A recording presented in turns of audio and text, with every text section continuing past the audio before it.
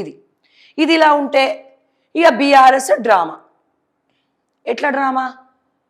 ఈ బీఆర్ఎస్ వాళ్ళను ఫస్ట్ హరీష్ రావుకు పంపించారు నోటీసులు. విచారణకు పోయిండు సూపర్ స్టార్ రజనీకాంత్ లాగా ఇట్లా అనుకొని ఇట్లా అనుకొని లోపలికి వెళ్ళిండు కారు వేసుకొని. పొద్దున పోయిండు, సాయంత్రం వచ్చిండు. ఆ విచారణలో ఏం మాట్లాడిండో ఏందో ఎవరికి తెలియదు. ఈ బయట మాత్రం బెటాలియన్ ఫోర్స్ వచ్చేసింది బీఆర్ఎస్ది. జై హరీష్ రావు, మా హరీష్ రావు జోలికి వస్తే సర్వనాశనం అయిపోతారు, మా హరీష్ రావు అది ఇది అన్నారు. అరెస్ట్ లేదు, ఏం లేదు.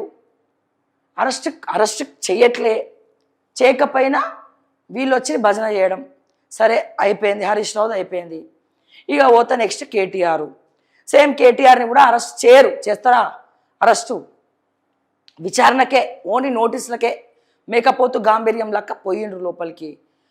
మళ్ళీ ఏదో కేటీఆర్ అరెస్ట్ అయిపోయినట్టు ఇక అందరూ రావడము, సీన్ చేయడము, ర్యాలీలు చేయడము, ఇది చేయడము.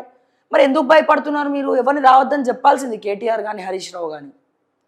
ఇది అయిపోయింది, వీళ్ళిద్దరు బాగానే అయిపోయింది.